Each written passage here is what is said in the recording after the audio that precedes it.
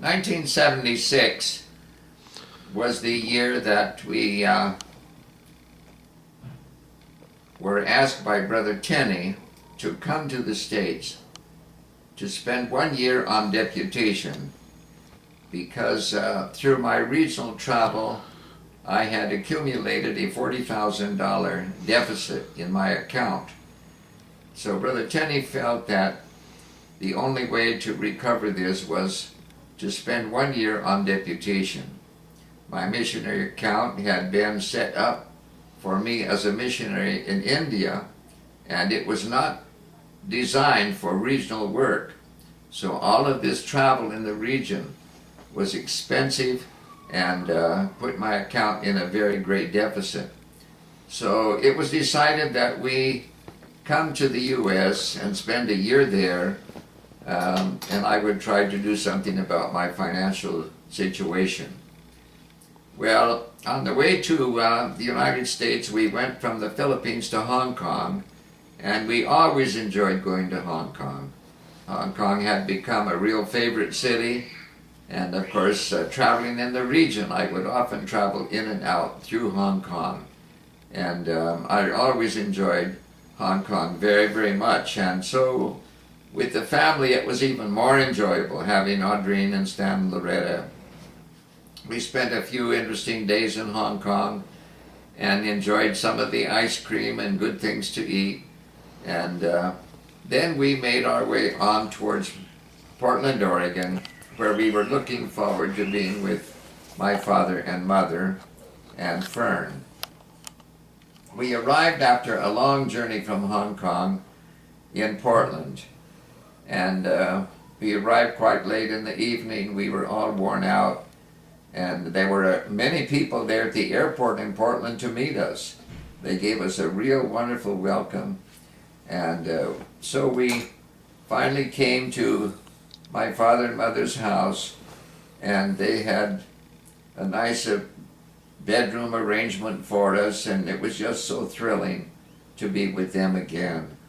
And we got to bed very late that night, worn out, completely worn out. But early the next morning, there was a phone call, and my father came and awakened me and said, "Harry, Brother McFarland is on the telephone from St. Louis."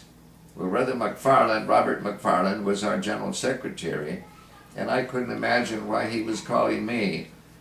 So I tried to waken out of my deep sleep and asked Brother McFarland what I could do to help him, and of course he welcomed me to the United States. He knew I had just arrived, and he told me that as I had been informed, and all the missionaries, that Brother Tenney was resigning as Director of Foreign Missions and was taking a church in DeRidder, Louisiana. And he said the General Board is in session and they have appointed you to take Brother Tenney's place. He said, "You have been appointed as the new General Director of Foreign Missions, and will you accept it?" And I said, "Well, how much time do I have to give you an answer?" He said, "Well, the General Board is in session now and won't be in session too much longer, and we have to make a decision before this General Board session is over, so we can give you not more than 2 hours. You must let us know within 2 hours if you will accept this position or not."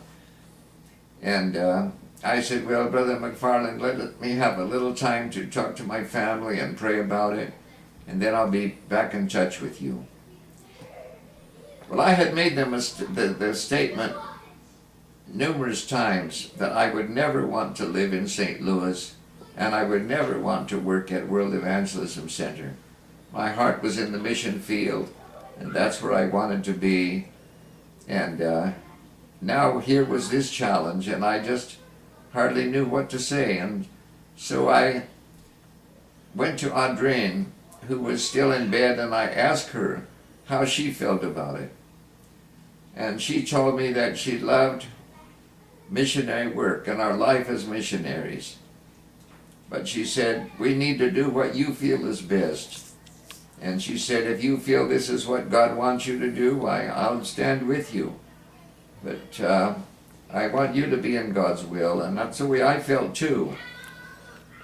And as we talked about it, I thought I would like to hear from Brother Edwin Judd, because Edwin Judd was the new Foreign Missions Secretary.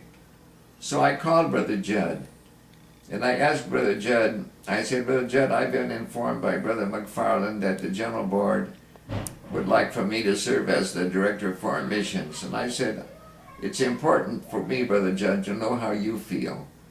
I have such respect for you.